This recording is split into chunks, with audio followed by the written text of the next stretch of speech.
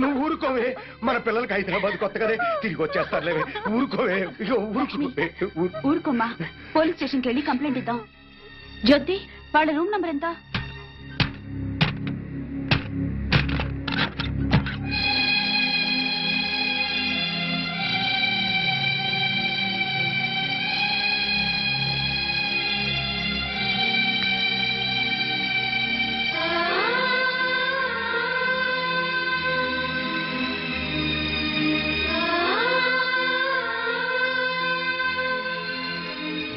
వీళ్ళిద్దరికి బయట college friends ఎవరైనా ఉన్నారా? లేరు మేడం. పోనీ బాయ్ ఫ్రెండ్స్? బాయ్ ఫ్రెండ్ మాత్రమే కాదండి, తను లేకపోతే నేను బ్రతకలేను. నాకు జయశ్రీ అంటే చాలా ఇష్టం డాడీ. నువ్వు మమ్మీ ఒప్పుకుంటే తనని పెళ్లి చేసుకుంటాను. నీ క్యాస్ట్ ఏంటమ్మా? నువ్వు నోరు ముయ్యరా. సారీ బావా, నీ క్యాస్ట్ ఫీలింగ్ ఎక్కువ కదా, అందుకని అలా అడిగాను. ఏ కులమైనా నాకు ఈ పెళ్లి ఇష్టం లేదు. మమ్మీ, నా కొడుకు డాక్టర్ అయితే కోడలు కూడా డాక్టర్ అవ్వాలని కోరుకున్నాను బాబు. అది కరెక్ట్ కాదులే అక్క. నువ్వు ఆడదానివి కాబట్టి నీ పెళ్లి మరో ఆడదాంతో జరిపించాడా మన డాడీ? సారీరా, ఒక నర్సుని ఇంటి కోడలుగా ఒప్పుకోను. డాడ్, నీకు ఆల్రెడీ పెళ్లి కూడా ఫిక్స్ చేశాం. మేం కావాలనుకుంటే ఈ నర్సును మర్చిపో, ఈ నర్సే కావాలనుకుంటే మమ్మల్ని మర్చిపో. ఆఫ్టర్ ఆల్ 4 ఏళ్ల మా ప్రేమ కోసం 25 ఏళ్లు పెంచిన మీ ప్రేమను దూరం చేసుకోలేను. మీ పెద్దల కోసం మా ప్రేమను త్యాగం చేస్తాను డాడీ.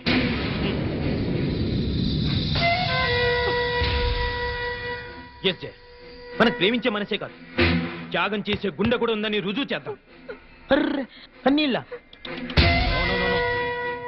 కమ్ డార్లింగ్, పెద్దల కోసం విడిపోయి గిన్నిస్ బుక్ లోకి ఎక్కుదాం. విడిపోయి ఎంత త్యాగున నీకు ఉండొచ్చు కానీ నీ మూలంగా 10 సార్లు అవర్షం చేసుకుని నాకు లేదు. కడుపు దాకా కర్ర వస్తుందేటమ్మా. అంకుల్, మేము విడిపోతున్నాం కదా అని చెప్పేసి మా ప్రేమను చీపుగా చూడకండి. ఎట్టి పరిస్థితుల్లోనూ మనం విడిపో. నిన్ను విడిచిపెట్టడం అంటూ జరిగేది నేను చచ్చాకని గుర్తుంచుకో.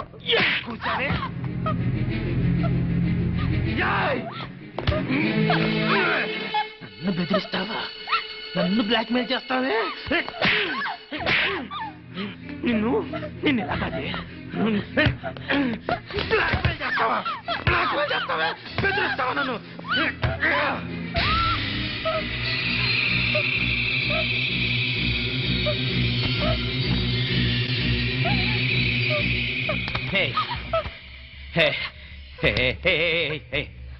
నన్ను ఇంతగా ప్రేమించేదానివి నన్ను ఇరిటేట్ చేస్తావా? అర్థం చేసుకోవాలి. ఐ సీరియస్లీ లవ్ యూ రా. ఆడది పబ్లిక్ గా 2 మొగుళ్ళు మెయింటైన్ చేయడం చాలా కష్టం గాని మగాడు 2 పెళ్ళాలను మెయింటైన్ చేయడం చాలా ఈజీ అని నీకు తెలీదా? పిచ్చిదనా, లే లే. డోంట్ వరీ డార్లింగ్, నా కన్నవాళ్ళ కోసం వాళ్ళు చూసిన సంబంధం చేసుకుంటా. మన ప్రేమ కోసం నిన్ను చేసుకుంటా. ఓకే? నువ్వు నన్ను పెళ్లి చేసుకోవటం ఏంట్రా? నేను నిన్ను ఊరికమ్మ ఎక్కిస్తా. డాడీ, పాండు, ఆయన చెల్లెళ్ళు మిస్ అయిపోయారు. కంప్లైంట్ రాసుకోండి సార్. మా పిల్లలు ఆకలికి అసలు ఉండలేరండి. అలాగని గుక్కడి మంచినీళ్ళు కూడా ఎవరిని అడగరు సార్. మీ అమ్మ అన్న తింట మానేసింది. 2 రోజులుగా మంచం పట్టిందని ప్రకటన ఇప్పించండి సార్.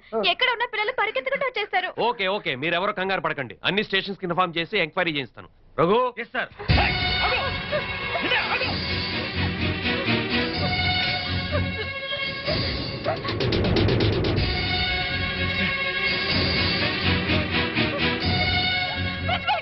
స్వామి వాడు హాస్టల్లోనే ఉంటారు.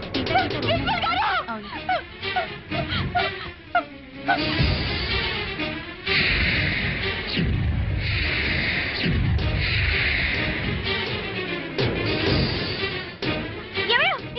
ఏమిటి కనుక ఎంతమంది జనం ఉన్నారు? పిల్లలు వచ్చారేమో. వెళ్ళి చూద్దాం పద. వెళదాం. తప్పను.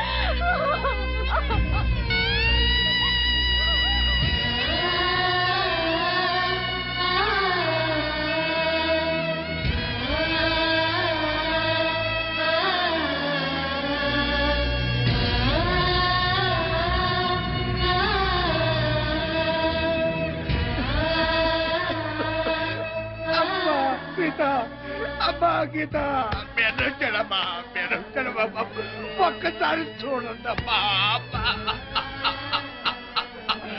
అయ్యో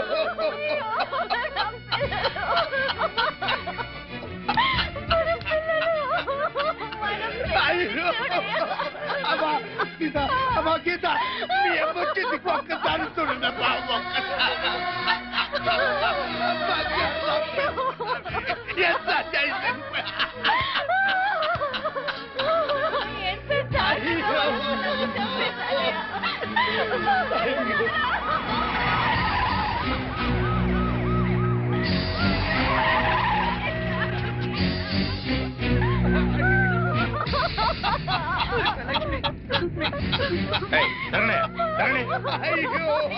అయ్యా చూడండి అయ్యా చూడండి అయ్యా ఎంత ఘోరం జరిగిపోయిందో చూడండి అయ్యా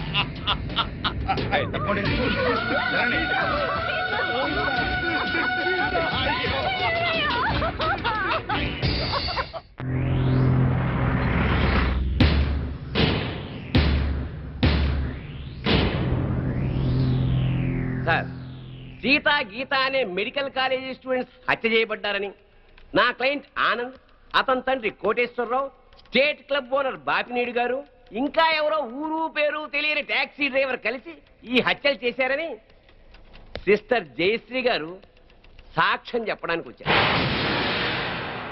కానీ ఈ నర్సు జయశ్రీ గారు కాకుండా మరెవరైనా అంటే మెడికల్ కాలేజీ ప్రిన్సిపాల్ గారు కాలేజీ ప్రొఫెసర్సో తోటి విద్యార్థులు లేక కనీసం సీతాగీతల అన్నావదులైనా సాక్ష్యం చెప్పుంటే ఆ సాక్ష్యానికి ఎంతో విలువనిచ్చేవాళ్ళం. What do you mean? నర్సులు చెప్పే సాక్ష్యాల కోర్టులో విలువ ఉండదా? తప్పకుండా సార్. నర్సుగా ఆవిడ సమాజంలో ఒక రెస్పాన్సిబుల్ సిటిజన్.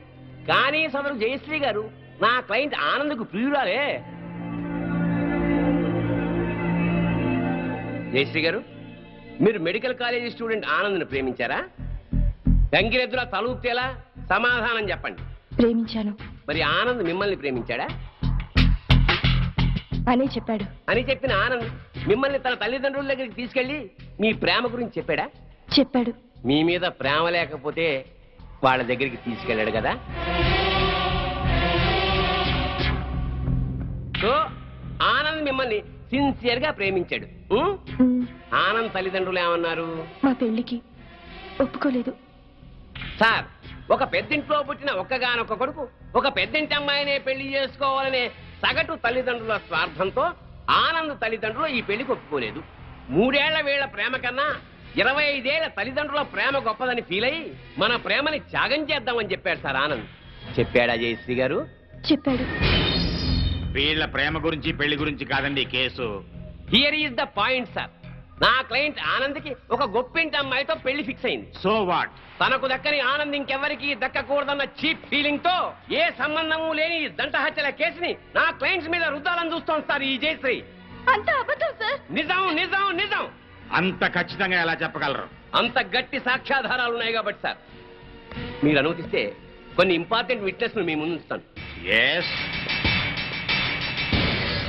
నమస్కారం సార్. మీ పేరు? సుధాకర్ సార్.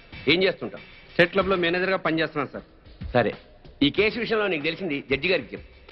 ఈ కేసు గురించి నాకేమీ తెలియదు సార్. సీతాగీత అనేవాళ్ళు మాత్రం నాకు బాగా తెలుసు సార్.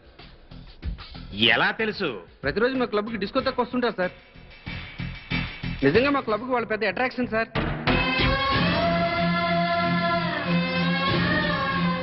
నిన్న సాయంత్రం కూడా చాలా అందంగా తయారై మా క్లబ్లో ఉన్న డిస్కోకి వచ్చారు సార్. Are you sure? వాళ్ళతో మాట్లాడాను సార్. వాళ్ళు మినీ డ్రెస్ వేసుకుని డ్యాన్స్ చేస్తుంటే ఏం అప్లై వచ్చిందో తెలుసా సార్? నిన్న సాయంత్రం కూడా క్లబ్కి అమ్మాయిలు 4 రోజుల క్రితమే హత్య చేయబడ్డారని, వాళ్ళ శవాల్ని గుర్తుపట్టడానికి కూడా వీలు లేకుండా కాల్ చేశారని నా క్లయింట్స్ మీద కేసు పెట్టడం హాస్యాస్పదం sir. No no no no no. సాక్షి పనిచేస్తున్న స్టేట్ క్లబ్ ఓనర్ కి ఈ కేసులో ముద్దాయికి సంబంధం ఉంది కాబట్టి మీరు చెప్పేదాన్ని అంత స్ట్రాంగ్ గా కన్సిడర్ చేయలేం. అంతకన్నా బలమైన ఆధారాలుంటే ప్రవేశపెట్టండి. మీ పేరు? పెద్దిరెడ్డి సుబ్బారెడ్డి. ఏం చేస్తుంటారు? గవర్నమెంట్ జనరల్ హాస్పిటల్లో డాక్టర్గా పనిచేస్తున్నాను.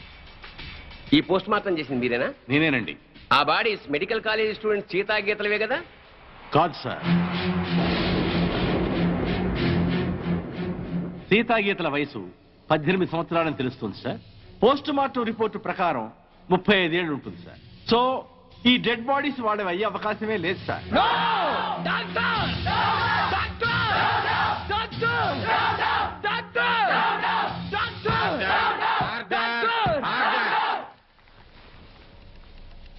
ఒక గవర్నమెంట్ డాక్టర్ ఇచ్చిన పోస్ట్ మార్టం రిపోర్ట్ ఈ కేసులో బలమైన సాక్ష్యంగా భావిస్తున్నాను సార్.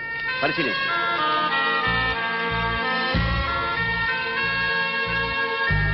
సో నా క్లయింట్ ఈ హత్యలు చేయలేదని, సీతాగీతలో అసలు హత్య చేయబడలేదని తగిన సాక్ష్యాలు కోర్టు వారికి ప్రొడ్యూస్ చేశాను. అంటే నా బిడ్డలు చచ్చిపోలేదా జడ్జి గారు? అయితే ఈ హత్యలకు వీళ్లకు ఏ సంబంధము లేదు సార్. వీళ్ళందరూ ఉత్తములే సార్. ఆ నరసమ్మ చెప్పింది కూడా అంత అబద్ధమేనండి. మరి మా బిడ్డలు ఎక్కడండి? చెప్పండి సార్. మీరే చెప్పండి సార్. నా బిడ్డలు హత్య చేయబడినప్పుడు మరి వాళ్ళు ఎక్కడ సార్?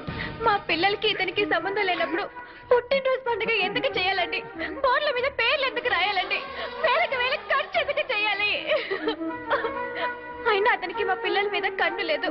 మరి అలాంటప్పుడు మా పిల్లలు ఏమైపోయారండి? ఈ పిల్లల గురించి అడగాల్సింది కోర్టులో కాదమ్మా, పోలీస్ స్టేషన్ లో. జడ్జి గారు,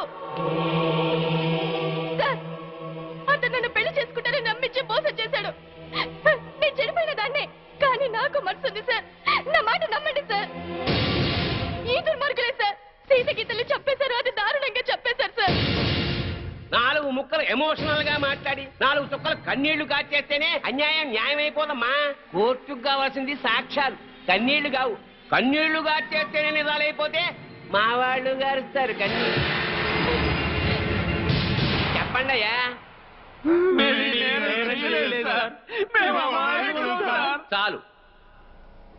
ఈ కేసులో పోస్ట్ మార్టం రిపోర్ట్ ని బలమైన సాక్ష్యంగా పరిగణించి బెనిఫిట్ ఆఫ్ డౌట్ కింద నిందితుల్ని నిర్దోషులుగా విడుదల చేయటమైంది.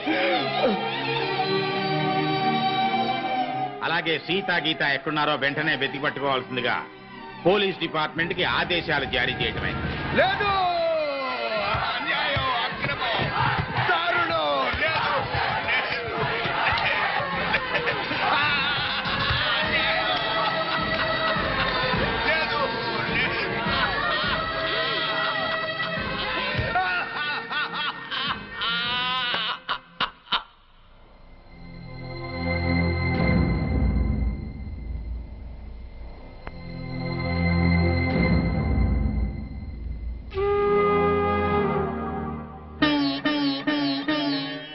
ఆనాటి నీ కళ్ళు అందాలా